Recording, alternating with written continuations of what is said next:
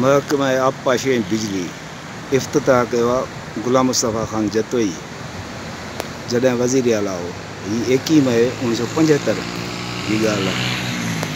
ऐं हिते डबल वाहन या हितां शाख बि निकिरे पई जेका ॾिसण में अचे थी साम्हूं वारी, बल्कि 2 शाखूं आहिनि जेका ॾिसण में अचनि, ऐं हीअ अॻिते वधे थो।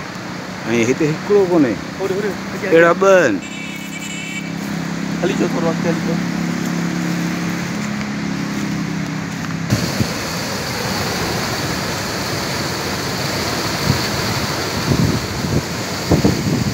दरवाज़ो पूरी घटि खोलियल आहे।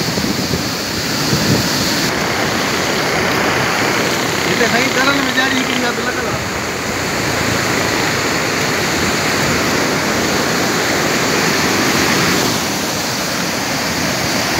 ही जेको सवेर वाह ॾिठोसीं ही उन खां वधीक तेज़ कोन्हे, ही आस्ते आहे। शायदि हिन जी वेकर वधीक आहे या हिन जा दरवाज़ा घटि खुलियल आहिनि। किथां जो कासकेली वाटर जो आई? हाँ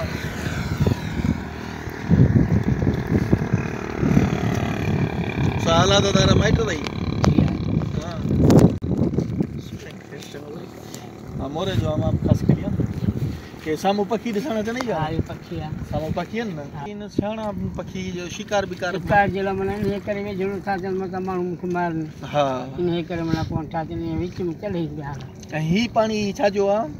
यो पानी था जर जो पाए बो मी पो हो ऐं वरी यो पानी जो वाटर जो वांडो थी वो ऊपर सड़ींदा मान धोरे में। हां ना। हां इनके छा सदबो आ? आ यो समुद्र मना तला है। हां एॾा परते ॻोठनि या भिटूं आहिनि? यो भिटू है माना मिटी जा दड़ा दड़ा लिया मना डिब्बा है। ऐं ही केतिरी परे आहे? ये साईं घणी परे है, दरिया खान साथी वञी मिले।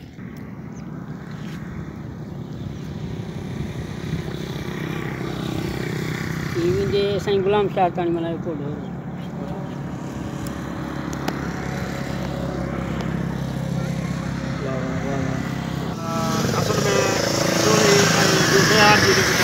हाँ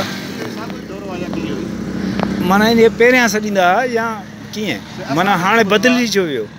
इहो नालो बदिलजी छो वियो? हींअर आमिर जी पिया सॾींसि, माना सोणी जो ढोरो कोन। आमिर जी शाख आहे उन जे लाइ बसि पोइ आमिर जी शाख सां लॻ आहे गॾु आहे इन जे लाइ। बाक़ी उहो आमिर जी जो ढोरो इहो ई आहे। यको वॾो आहे ढोरो, ढोरो नंढो न आहे, यको वॾो आहे। चवंदा आहियो दरिया खान खां थो वञी मिले करे।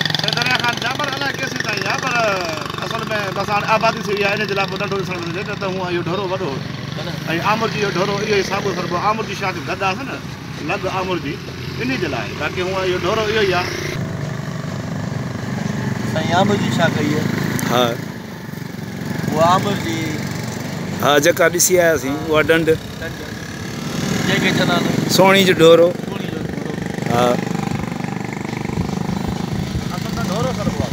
हा पोइ कंहिं सियाणे माण्हू असांखे चयो। हा साईं उहो चई सोणी जो ढोरो सॾिबो हुते। जी हा साईं।